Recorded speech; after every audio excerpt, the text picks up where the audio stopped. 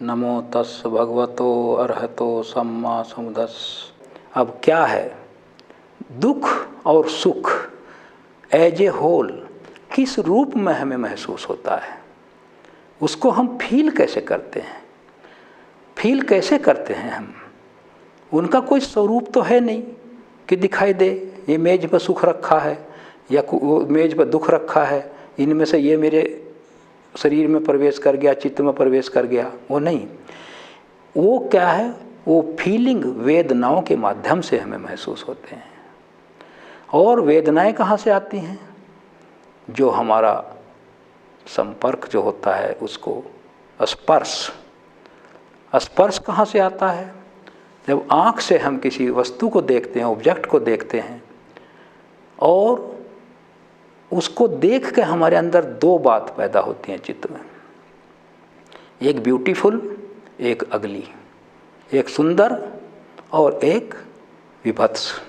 ये दो चीज़ पैदा होती हैं। ये दो ही चीज़ संसार को सुख और दुख, राग द्वेष मोह या उसकी तरफ चलाती हैं। कैसे? कोई व्यक्ति, कोई ऑब्जेक्ट देखा हमने, ऑब्जेक्ट में सारी चीज़ संसार के ऑब्जेक्ट ही हैं। हमारी जो 6 इंद्रियां हैं, सेंस ऑर्गन्स हैं, और हमारे जो सेंस ऑब्जेक्ट्स हैं, उनको ऑब्जेक्ट, खाली ऑब्जेक्ट कहना उचित नहीं होगा। सेंस ऑब्जेक्ट्स कहें तो शायद उसकी कनेक्टिविटी हमारे माइंड से होगी। ऑब्जेक्ट तो अलग थलग पड़ जाएगा, इंद्रिय भी अलग थलग पड़ जाएगी। सेंस ऑर्गन कहिए, सेंस ऑब्जेक्ट्स कहिए, तब दोनों की कनेक्टिविटी होगी।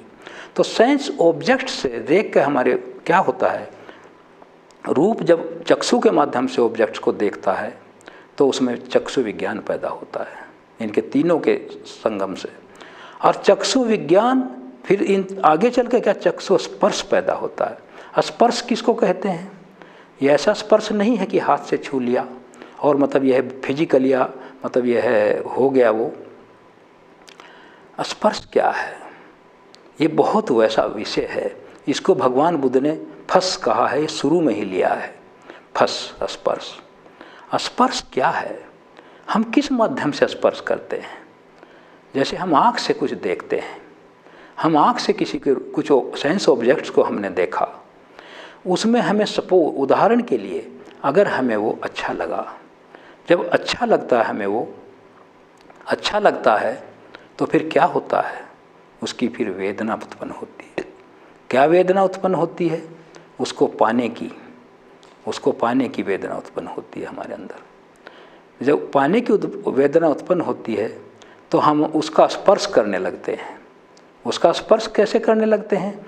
यदि यह वस्तु मुझे मिल जाए तो मुझे ये आनंदित होऊंगा मैं, या मुझे अच्छा लगेगा, या मेरे पास इस तरह का साधन होने पर मेरी स्थिति में अंतर आएगा। तो ये जो है स्पर्श से वेदना उत्पन्न होगी फिर, और वेदना से तृष्णा उत्पन्न होगी, फिर पाने की इच्छा उत्पन्न होगी। ये धीरे धीरे देखिए दुख का सिलसिला बन रहा है। एराइज कहाँ से होता है दुख? इन दो चीज़ों से एराइज होगा। कहाँ से एराइज होगा? जो सेंस ऑर्गन है वहाँ से शुरू हुआ हो। जैसे हम आँख का उदाहरण इस समय ले रहे हैं, सेंस ऑर्गन जो है उसने कोई रूप देखा, और रूप को देखने के बाद उसमें से मतलब चक्षु विज्ञान उत्पन्न हुआ, फिर चक्षु स्पर्श उत्पन्न हुआ। स्पर्श क्या है? सपोज कोई फल है, उस फल को मैं जानता हूँ इसका स्वाद कैसा है, उस फल को मैंने खाया नहीं, लेकिन उसको देखने मात्र से मेरी स्वाद की जो ग्रंथियाँ, टेस्ट बड्स हैं, वो सक्रिय हो जाएंगी। उसी ही स्वाद के अनुसार उनका फंक्शन शुरू हो जाएगा, फीलिंग शुरू हो जाएगी। मन में ऐसा लगने लगेगा कि इसका स्वाद ऐसा है जैसे उसने स्पर्श कर लिया हो। उसके स्पर्श से फिर वेदना पैदा होगी, फीलिंग पैदा होगी, फिर फीलिंग से मतलब ये उसका जो है हमारा तृष्णा पैदा होगी, तृष्णा से फिर उपादान पैदा होगा। ये इतने तक ही रुक के अगर सोचे, इतने तक ही। उपादान से आगे तो फिर दूसरी बात आएगी। उपादान तक आदमी अगर रुक जाए और स्पर्श से लेकर उपादान तक, बस स्पर्श पर अगर कंट्रोल कर लिया, किसी ने स्पर्श को दबा लिया, स्पर्श पर ठहरो, वहीं ठहरो, उसका स्पर्श पर अगर ठहर गए तो वहाँ से आप फुल स्टॉप लगा सकते हैं। अगर स्पर्श पर ध्यान नहीं दिया, उसमें बह गए, तो फिर आपको भव संतति से कोई नहीं बचा सकता। ये है दुख का स्रोत कहाँ से, मैं वो बता रहा हूँ। दुख तो हमने गिनवाए, ये इसका उद्गम कैसे होता है। जो संखारा दुखों को वजह बोल रहा हूँ मैं इस समय, संखारा दुखों का उद्गम कैसे होता है, ये जो हमारे पंच स्कंधों से कैसे निकलते हैं। ये जब हम स्पर्श पर आएंगे, किसी ने एक बहुत अच्छा अभिधम में इसका उदाहरण भी दिया है कि कोई व्यक्ति नींबू खा रहा है। अच्छा, एक मैं यह भी स्पष्ट करूँगा, ये जो स्पर्श से वेदना जो उत्पन्न होगी वो उसी आइटम के, उसी सेंस ऑब्जेक्ट में पैदा होगी जिसका उसे स्वाद या उसका एक्सपीरियंस है। ये भी मैं स्पष्ट करना चाहूँगा। मान लिया किसी ने अमेरिकन कोई फ्रूट नहीं खाया है और किसी ने इटालियन फ्रूट नहीं खाया है, किसी ने रसा का कोई फल नहीं खाया है जो इंडिया में नहीं होता, तो उसमें स्पर्श पैदा नहीं होगा, क्योंकि उसका स्वाद पता नहीं है उसको उसकी जिज्ञासा तो होगी उसे पाने की, लेकिन उससे एकदम वो वशीभूत नहीं होगा वो। इसलिए वहाँ उसको जब तक चख ना ले वो, तब तक उसका स्वाद इंद्रियों का उसका संयोग नहीं होगा। तो जैसे नींबू कोई आदमी चबा रहा है और मैं नींबू का स्वाद जानता हूँ, तो मेरे मन में चबा वो रहा है, चूस वो रहा है, मेरी जो टेस्ट बड्स हैं उनमें तुरंत झटके के साथ पानी आएगा। ये कितना जबरदस्त स्पर्श है, वो छूने वाले स्पर्श से कितना 1000 गुना मिलियंथ टाइम कितना जबरदस्त खा वो रहा है और पानी मेरे मुंह में आ रहा है। भगवान बुद्ध की आप अन्वेषण देखिए, अनुसंधान देखिए उनका। तो भगवान बुद्ध का जो रिसर्च है, अनुसंधान है, रीडिस्कवरी है, वो कितनी गजब है, कितनी मतलब ये है गहरी है। क्योंकि नींबू वो खा रहा है, पानी मेरे मुंह में आ रहा है। अच्छा, अब यहाँ बात यहीं तक नहीं रुकती। स्पर्श के प्रति इतनी उसकी वेदनाएं क्यों तीव्र होती हैं, क्यों इतना वो लालायित हो जाता है, क्यों उस पे पीछे पड़ जाता है? क्योंकि उसका स्वाद उसे पता है। उसे कामराग की इच्छा तो उस कामराग का स्वाद पता है, भोजन की इच्छा तो भोजन का स्वाद पता है, उसे मर्डर करना है, उसे एक दूसरे से बदला लेने के लिए कितना आतुर है, उसका उसे वो वेग उसके अंदर बना हुआ है। तो ये चीज़ हो गई। तो ये संखारा दुखों में अगर हम स्पर्श पर आकर रुक जाएं तो वेदना रुक जाएगी, वेदना से तृष्णा रुक जाएगी और तृष्णा से उपादान। उपादान क्या है? क्लिंगिंग है। उपादान किसे कहते हैं? ऐसा शब्द है देखने में लगता है कि किसी विषय से संबंधित नहीं है, उपादान, लेकिन उसे कहते हैं क्लिंगिंग, किसी चीज़ को चिपक जाना, पकड़ लेना। उसको सरल शब्दों में मैं बता रहा हूँ आपको। तो उस उपादान में तृष्णा किसे कहते हैं? जो मेन जो आइटम भगवान बुद्ध ने अविद्या और तृष्णा को लिया है, वो इसलिए लिया है क्योंकि ये ऐसी अनवरत प्रभावी उद्वेलित करने की जो प्रवृत्ति है तृष्णा की, उससे व्यक्ति बच नहीं सकता।